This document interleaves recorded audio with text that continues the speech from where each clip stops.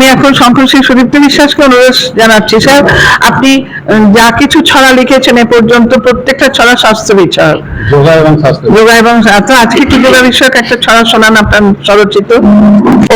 নাম এটাই, Abhigyan yoga and physiotherapy centre, Shankarshri Sudipta বিশ্বাস।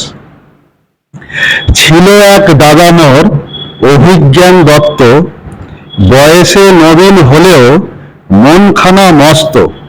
দয়া মায়া ভালোবাসা ছিল তার মন্ত্র, চিকিৎসক হবে সে সবাই তা জানত।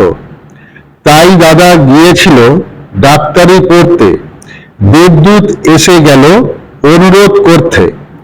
চলো ভাই অভিজ্ঞান স্বর্গের সভাতে, ঈশ্বর ডেকেছেন আজকের প্রভাতে। জরুরি কাজের দায় নিতে হবে তোমাকে, এখানে কাজের ভার দিয়ে যাও কাউকে। সেই শুনে দাদা বলে, ওরে ভাই সুদীপ্ত, এই দায়ে তোমাকেই করলাম ন্যস্ত। তাই তো দাদার নামে খুললাম চেম্বার, সারাই লোকের ব্যাধি স্নেহাশিস নিয়ে তার। এখানের মাধ্যম যোগাসন প্রাণায়াম, দেহ হবে সুস্থ, মন পাবে আরাম। নমস্কার। অনেক ধন্যবাদ স্যার।